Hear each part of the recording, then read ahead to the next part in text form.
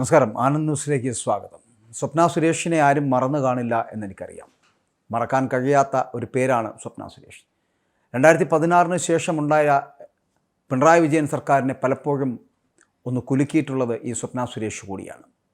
ഇപ്പോൾ സ്വപ്ന സുരേഷിനെതിരായിട്ടുള്ള വ്യാജ ഡിഗ്രി കേസിൽ ഒരു വഴിത്തിരിവുണ്ടാകുന്നു.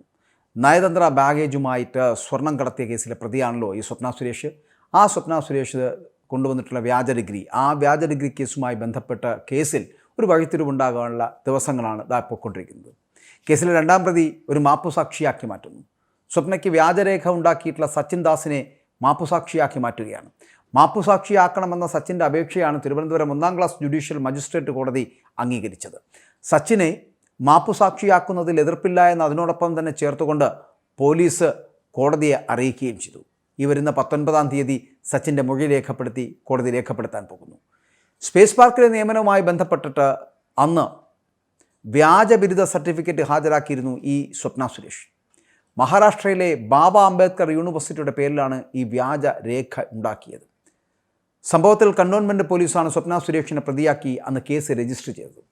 കേസിൽ രണ്ടാം പ്രതിയായിട്ടുള്ള സച്ചിൻ ദാസ് പഞ്ചാബ് സ്വദേശിയായിരുന്നു. സച്ചിനെ മാപ്പുസാക്ഷിയാക്കിയതോടെ കേസിൽ ഒരു പ്രതി മാത്രമായി മാറി. സ്പേസ് പാർക്കിൽ സ്വപ്ന സുരേഷിനെ കൺസൾട്ടൻ്റായി നിയമിച്ചത് പ്രൈസ് വാട്ടർ ഹൗസ് കൂപ്പേഴ്സ് എന്ന് പറയുന്ന കമ്പനിയാണ്. Kerala state information technology infrastructure limited അതിൻ്റെ അധീനതയിലുള്ള സ്പേസ് പാർക്കിലേക്കാണ് അന്ന് നിയമനം നടത്തിയിരുന്നത്. ആ നിയമനം നടത്തിയിരുന്ന ഏജൻസിയായിരുന്നു ഈ പ്രൈസ് വാട്ടർ ഹൗസ് കൂപ്പേഴ്സ് എന്ന് പറയുന്നത്. സ്വപ്ന സുരേഷിന് ജോലി ചെയ്ത കാലയളവിൽ നൽകിയ ശമ്പളം തിരികെ നൽകണമെന്ന് ആവശ്യപ്പെട്ടുകൊണ്ടാണ് Kerala state information technology infrastructure limited PricewaterhouseCoopers കമ്പനിക്ക് കത്ത് നൽകിയിരുന്നു. എന്നാൽ ഈ പണം നൽകാനില്ല എന്നുള്ളൊരു നിലപാടാണ് പ്രൈസ് വാട്ടർ ഹൗസ് കൂപ്പേഴ്സ് എന്ന് പറയുന്ന കമ്പനി എടുത്തിരുന്നത്.